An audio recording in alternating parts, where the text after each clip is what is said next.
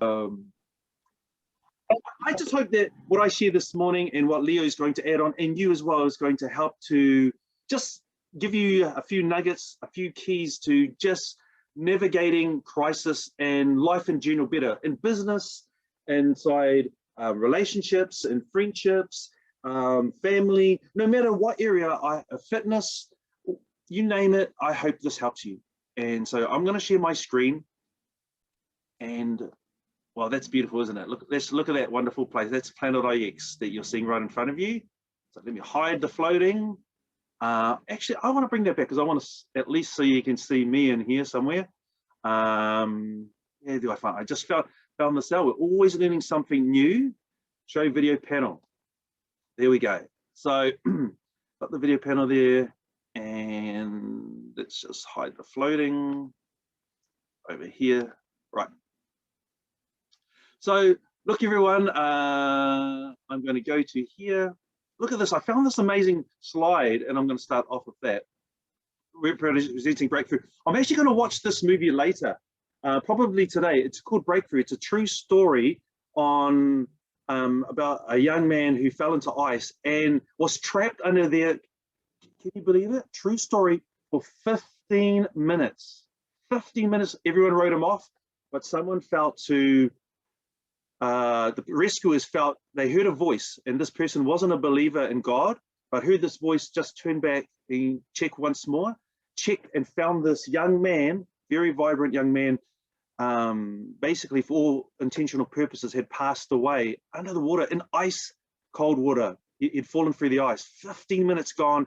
And it's about the story of his mum believing along with other believers, and how they prayed and travailed and for time after that, and to see what happened in the process. And it's called Breakthrough. And I thought, wow, how apt is that to see such a picture.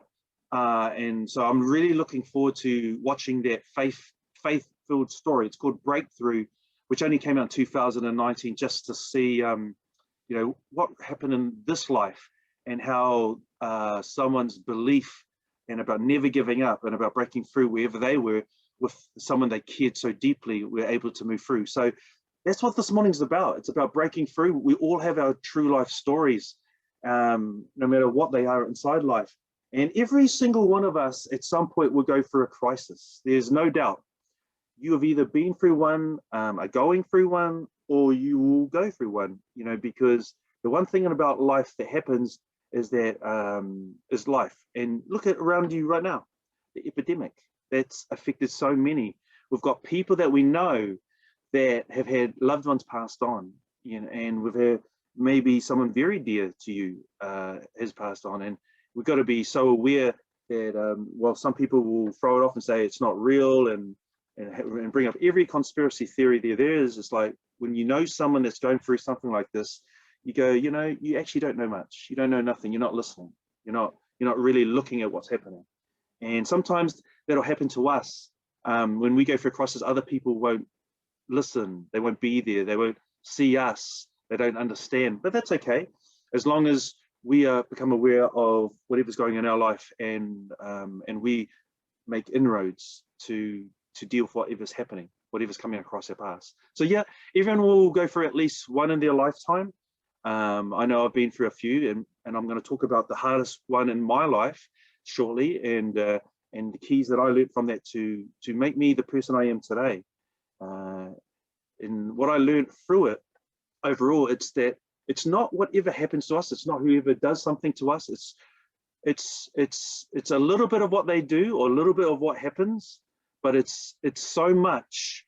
It's overwhelmingly about what we do with whatever situation or crisis that comes across our path that makes or breaks us. And it's not bad if it'll break us. I got broken, and but through that brokenness, you know what? It made me as a person. It's made me a better, stronger, deeper, more whole guy.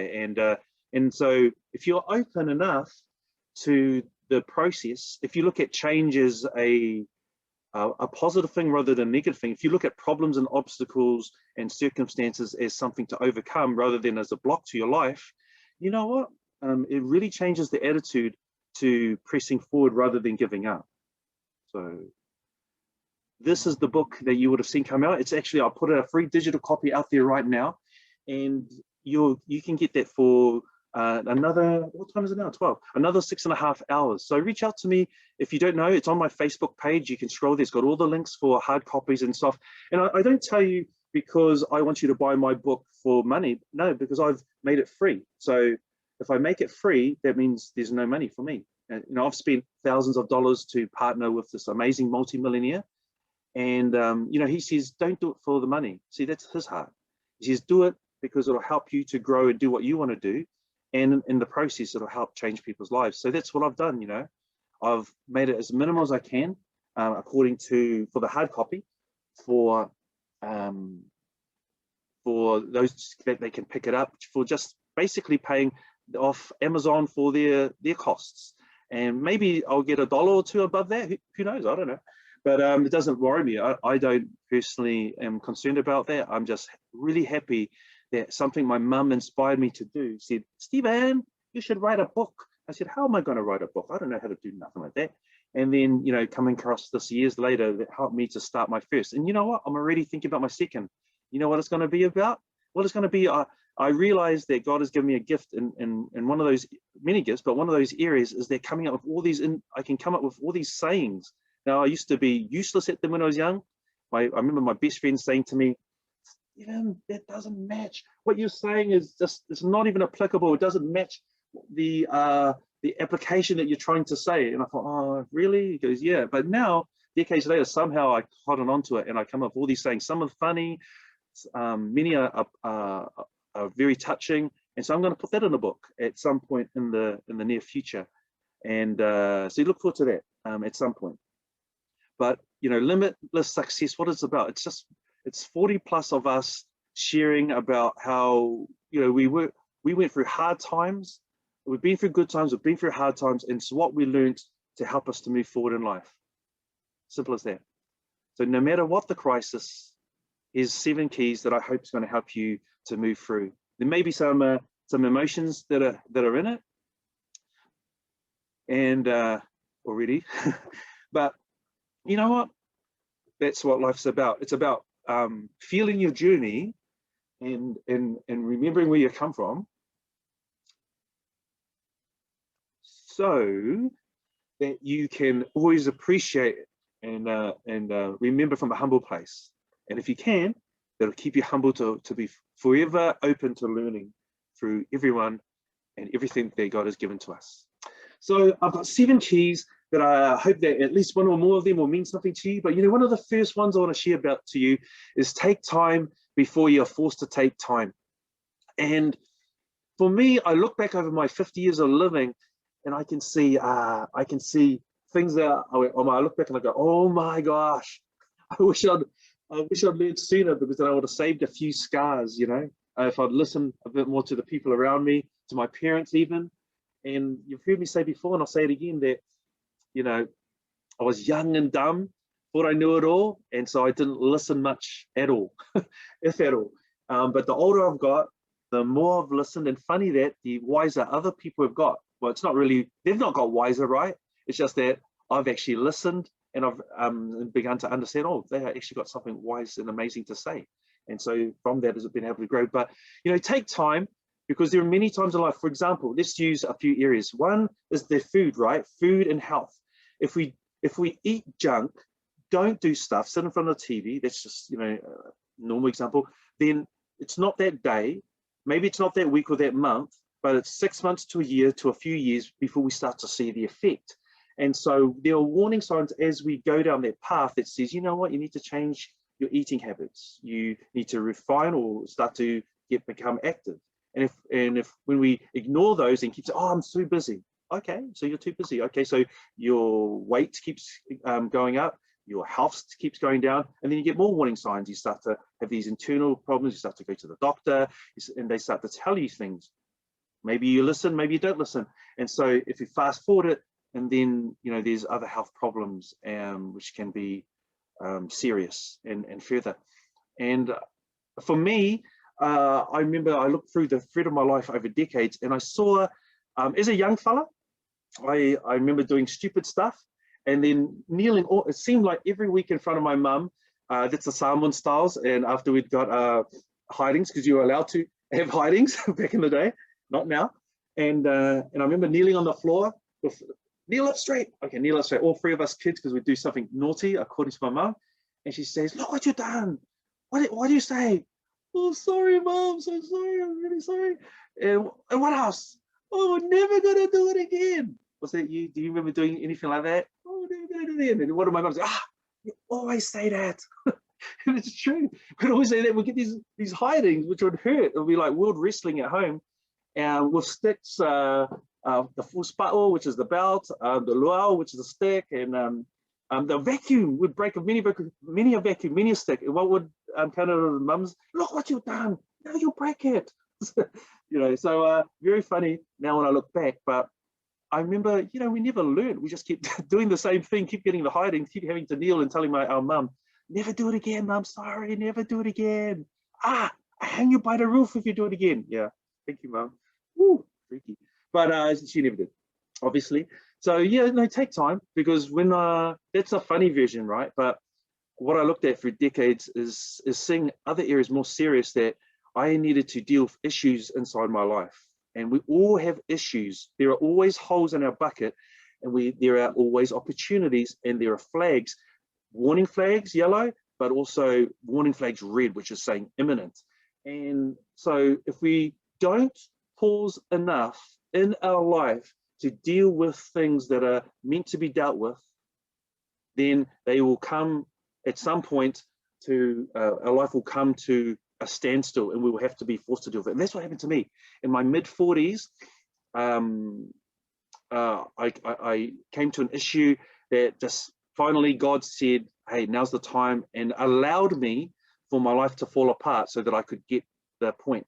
Now, I want to stress this, that I would given warning flags through the years. I didn't listen. So I would go through circumstances, situations with different people, but the same thread that would go through. And I used to ask myself, why is this similar thing happening?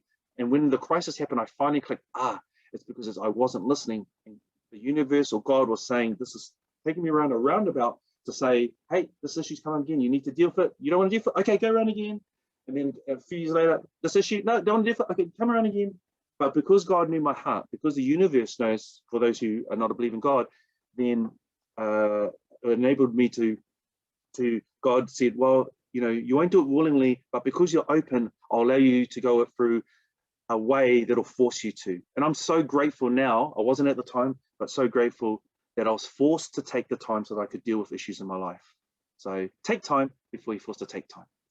Key 2, reach out and save yourself unnecessary pain. I could have saved my life falling apart inside a so dramatic way, losing my career, losing my marriage, losing the house, losing $500,000, losing my reputation, ending up back at home in the room with my parents that I'd grown up in, that they'd taken care of me, and I was a teenager, and so on.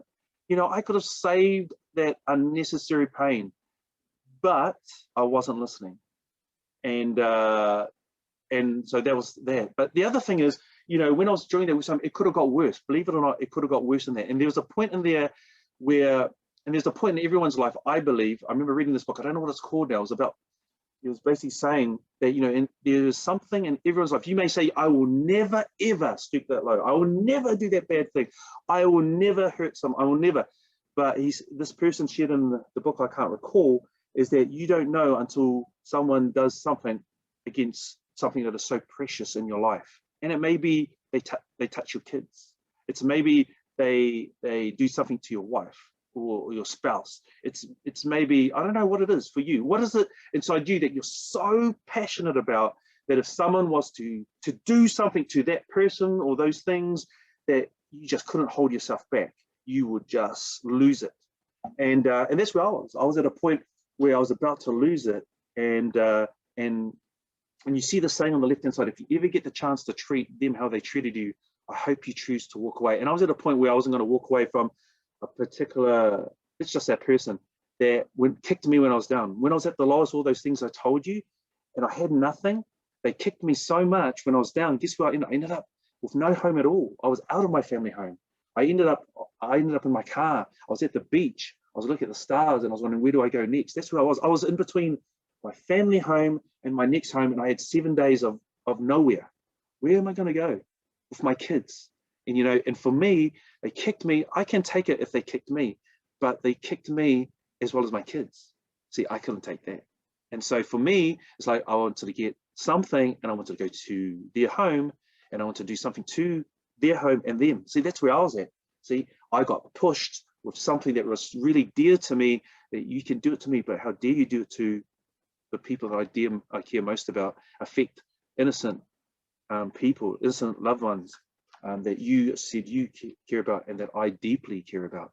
So I'm thankful that I reached out to a friend and I said, I just want to let you know, this is what I'm going through. And they said, Stephen, don't do that. Dear friend for life, don't do that. You regret it. As bad as your life is right now, if you do this, it'll take you down to a worst ever path, and you'll regret it, probably for the rest of your life. It'll hurt you, and it'll hurt those that you say you care about, and everything that where you are, who you've been, and where you are. It doesn't have to stay that way. You can go to somewhere better. So, I listened to that dear friend, and it's really important. And because of that, I saved myself further unnecessary pain. So, what about you? Just remember this: if you get the chance to treat someone how they treat you, I hope that you choose to walk away. I chose to walk away with help of that dear friend. Key 3, you can change, and only you can change. No one else can do it. That's really, really great to know, and really sad to know, because the great thing about it is that, wow, I have to come in. You mean my DNA doesn't dictate who I am? That's right. I mean, inside my life, I've got certain things in my DNA, my physical as well as in my emotional. Did you know that your DNA can tell you about how you behave? It can actually tell you why you react certain ways. It can tell you what you're predisposed to. Are you more, you become more stressed, you become more angry, you're more or less friendly. It can tell you that. That's how advanced they are. So when some people hear, they go, oh, that's just me. No, it's not just you. That's a loaded gun. But a loaded gun saying you're predisposed to that. Predisposed means you're just inclined to behave like that. If you've got diabetes in your family, that you're inclined to probably get diabetes. If you've got cancer, you're inclined to get. It doesn't necessarily mean the loaded gun is there, but depending on how you live your life, means it can or may not happen. So you have the power, more power than you ever understand, in your hands. And that was what I realized in the crisis, when I was alone in my room for 2 years, working out where I go from now. When there was no one else around, it gave me time to think and to go, you know what? If I can't blame anybody, so that means I either stay here stuck, or I work out a way to get through. And so through that, I realized, I've got the power to change my life. I'm not dictated by my DNA. I'm not dictated by circumstances. I'm not dictated by problems or obstacles or even crisis. I have the power to change inside my life. Just as a baby will grow to an adult, so my mind can break through to move me to the next level, and the same as with you. So the great thing is that you can change your life. The sad thing is you're the only one that can change your life. But if you choose to, you can, and if you choose not to, you can't. Number 4, look and listen carefully for life's clues. So learn early and save pain later. I touched with this on an earlier here, but there are going to be many things that you come across. If you're observant, you'll see it in everything. You'll see it in creation. You'll see it in the movies you watch. You'll see it in the books you read, the audios you listen to. You'll see it in people that you come across, and hear it from the most unlikely of places sometimes. And that's what happens in life. There's this Jesus. I'll talk about 2 things. Jesus, when he was here, the people in his own hometown weren't looking. They weren't listening carefully for him. They were looking for a Messiah that was coming on a stallion from the skies. They were looking for this warrior, and he came as a humble man, and they couldn't recognize him. And so the Bible tells us that not many miracles were done in that place, because they didn't look, they didn't listen. They weren't looking for the clues, and which he was giving them on a daily basis. He was giving them something greater. And there's another story. It's more story, and I'll tell that as well. And that's about a man that was on a roof, and the floods were coming up, and and he was looking for God to save him. And what happened is a boat came past and they said, jump on, this is not going to stop, the waters are going to keep rising. And he told them, no, God will save me, don't worry, God will save me. So they went away. A second boat came along. It was the floods had got higher, it was just beneath the roof, and they said, hey, come on board, this is not going, and we're the last boat to get out of here. He said, no, God will save me, don't worry about it, I'll be okay. And then the waters rose and they were on the roof. He was up there near the pinnacle, and then a helicopter just doing a final swoop saw him. They dropped down a rope. They said, it was on the speaker, hey, come, this is it, we're all out of here, this zone is off limits, jump on. He says, no, don't worry about me, God will save me. And so they left. You know, long story short, he died and he ended up before heaven, and God was there, and he said, God, you know, I believed in you, I trusted in you, I loved you, did everything for you. Why did you forsake me? Why did you not be there when I was there, believing you to save me? And he says, what do you mean? He says, I sent you a boat. In fact, I sent you two, and I sent you a helicopter, and you turned them down. So look and listen carefully for life's clues, because they may not come in the form that you want it or expect it, but if you're looking and listening carefully, you'll learn and grow and change your life, and you'll avoid unnecessary pain and disaster. And that's what I didn't do. I'm telling you from my own point of view. I wasn't looking and listening in this particular area of my life, and so I ended up in the worst crisis ever. Destroyed me. I looked at it, the world was bleak, and I'm a very enthusiastic, happy person. You know me now. I was like similar, I'm more enthusiastic and heartfelt now. Before I just had a hole in my bucket that I needed to get fixed so that I could move forward, deeper, stronger, so that I could help myself as well as help other people. So follow life's clues. Number 5 of the 7. Life is 100% your responsibility. Oprah says here, the greatest lesson of life is that you, not anyone else, you are responsible for your life. And that's what I learned inside the desolation of my own bedroom. You know, there are only 2 things. I couldn't do anything else because I was so numb and depressed and down in my mother and father's bedroom. I just couldn't do it, you know. I had no room except to feel sadness and no feelings. And so I concentrated on 2 things. I gave the best to my kids with the little money I had left. We would go to parks. They didn't know this, but I knew this, see? And you'll know what you do for your kids. I had no money, so I would take them to local schools, different local school. I would treat it like a video. Hey, we're going to go to a different school today. We're going to go into the gyms. We're going to do all this adventure. We're going to play around, run around, and see what we can do in the gym. See, that was my way of blessing the kids without them knowing that I had no money because of my life falling apart. So I focused on that. That was one, my kids, doing whatever I could for them. You know, when it came to eating out, I would make sure that, hey, we're going to go, instead of, because I couldn't afford to take them to 3 or 4 places, I'll say one, hey, I'll make it into a game. You guys choose, here's places, whoever votes for the best, that's what we're going to do. We'll go to that place. We'll go to the place that has the most votes. See, I turned it into a game so that life could be still meaningful.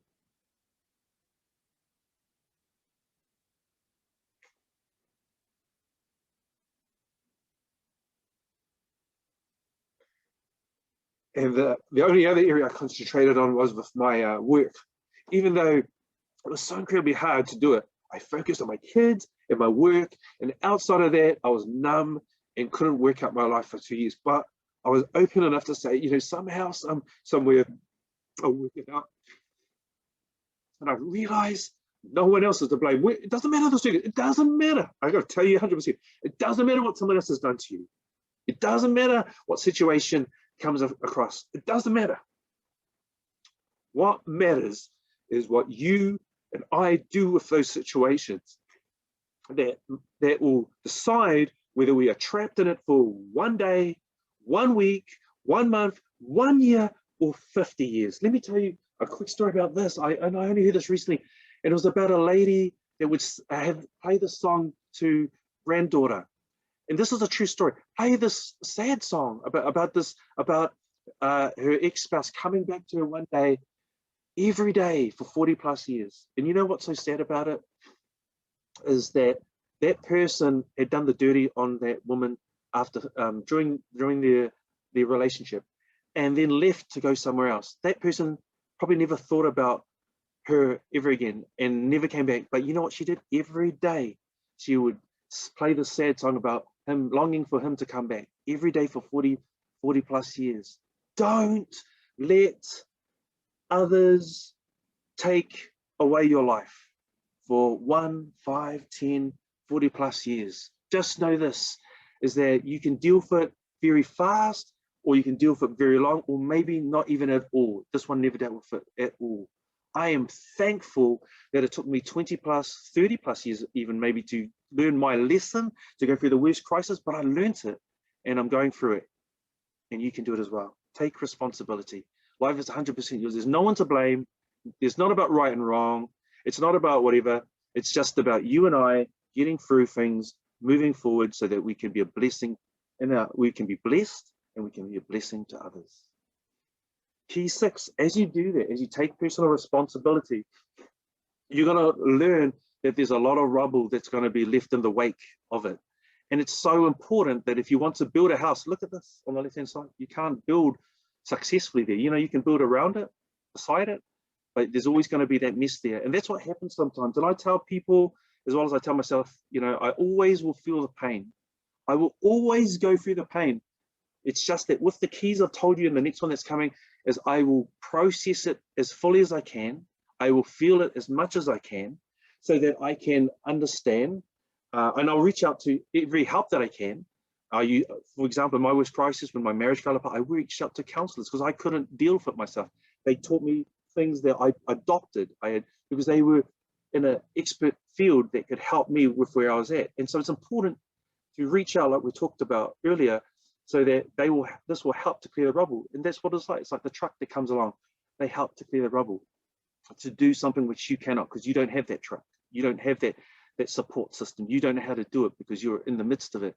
But it's so important to recognize when it's there, because the more that we clear, then the more our mind becomes clear, the more our heart becomes pure, and the more we're able to move forward in a better, more clearer, more wonderful way. So clear the rubble of your life. Don't be afraid. Don't hide it, because like I said in my book, you know, if you try and hide it, you think, oh no, it doesn't affect me. No, I'm over it. No, stuff them. If you try and do that, guess what? It'll always be there. You haven't dealt with it. So problems like that, situations like that, have a habit of coming around again and surfacing in ugly, embarrassing ways. And I can tell you, with me in the worst crisis of my life at 43, only 7 years ago, yeah, I found that pretty embarrassing for me at the time, and I found it pretty heartbreaking. Don't let that be you. If you can learn from my experience and others, if you have to learn from yours, that's fine, like I did. But if you can learn from people like me sharing our lives, then that's far better, far better. You'll be wiser for it. Last of all, I want to tell you that as you go through these, step forward and do something constructive with your life. Use your mind, use your heart.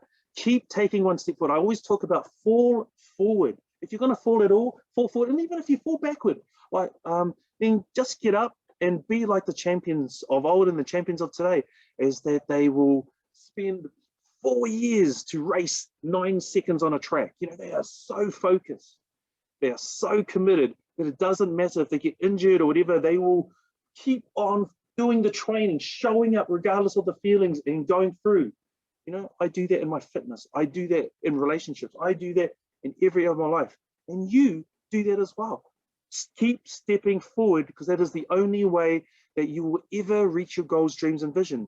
I have this saying, and it says, you know, no will always be no if you don't do it. If you don't ask that person to go out with, well, you'll never go out with them. If you say once bitten, twice shy in relationships, well, that is it. You will be alone. If you say once bitten, twice shy as an entrepreneur, no, it failed me, it doesn't work, well, it won't work for you. You will have to go back and do whatever you've done before, a 9 to 5 job. If you say people hurt, yes, you're right, people hurt. So then and if you don't reach out to people, you won't have people in your life. You'll be alone. So, keep stepping forward. Whatever we say no to gives us 100% guarantee that we will never achieve it. It will never happen. Now that's okay if it's something detrimental or negative, but it's not okay if it's something that could potentially transform and change your life for better, right? So keep stepping forward, use your mind, open your heart. You'll have eureka ideas, aha moments. Maybe even today, you've had an aha moment or more that will transform your life and help you to move forward. You see, I've learned these 7 keys, which you've now heard, and they've helped me to adopt them into every single area of my life. And I hope that some of them, if not most or all, can do it. I'm not saying that they are the way forward. I'm just saying they are a way forward. So why do some harvest their true potential, find success, and see their dreams, goals, vision realized, while many others continue to struggle? You know what it is? It's the barrier in our mind that gets in the way. So it is. It's simply that, guys. It's not that you were born in poor circumstances. It's not that you didn't have a mother or father that was there for you. It's not that anything that you can think. It's not that someone did this to you or they didn't do that. It's not that your employer hasn't given you a raise or didn't recognize how amazing you were. No, it's none of that. It's none. Those are just things that help you to see where you are at, where I am at, and then to choose to rise higher and choose to have a breakthrough. Choose to say that, you know what, doesn't matter what other people say. It doesn't matter what they do. That's not me. That is not the sum of me. That is people doing things to me, but this is who I am. I'm the person that is greater than that. And I am, that is, all they're doing is giving me an obstacle, a circumstance, a situation, a crisis that's telling me about where I am at. See, sure, they're at somewhere, but it's telling me where I'm at and what I need to do so that I can move forward to become that person that I was made and created for. So let's look at those keys, 7 keys once more. Take time before you're forced to take time. Number 2, reach out, save yourself unnecessary pain. Number 3, you can change. 4, look and listen carefully for life's clues. Whether you're 20 or 70, look for them so that you can learn early. Earlier than death is better than not, right? So save your pain later. Life is 100% your responsibility. No one else's fault. No, keep saying that life's unfair, that everyone knows, there's someone, oh, they did this to me, oh, I'm a victim. Yeah, it's so unfair. You know, if it's not fair for you, guess what? It's not fair for the rest of the world. So we're all in the same boat. So yeah, life is 100% each of our responsibility. Key 6, clear the rubble of your life. Don't try and hide it. Sweep it under the carpet. It will come out if you are open. If you're not open, yeah, it won't come out. You'll just keep on living the way you are. But if you are, you will transform your life, and there will be crises and obstacles that will help you to find solutions so that you can patch up those holes in your bucket of your life. And last of all, number 7, which I pray and hope, encourage you to do, because it'll make you the best you that can be, which other people will be touched by, is to step forward and do something constructive with your life. So one last thing, if you're able to do those sort of things, you know what will happen? You'll take a hold of this one life that we have. Now, I don't think anyone can tell me here on earth that you're on your second life or your third life. So make the most of it. Live life fully, because when you do that, something inside you comes alive, a fire, a spark, a fire, and people can see it, they can feel it. And when you come alive, you have to bring others alive with who you are. There's no one like you. And so someone or many people around need to experience you so that they will be sparked and that they will be encouraged to do the same. And if you do it that way or this way, you know what? You'll have little to no regrets as you get older, because people are not going to say at the end of their life, I wish I could have, I should have had more stuff, earned more money. No, there's only 2 main things they're going to say. And what is that? I wish I'd done more with the people I love, doing the things on this earth, visiting places, having incredible experiences, I wish I'd done more of those two things, right? That's what people say. So do that and you'll make the rest of your life the best of your life.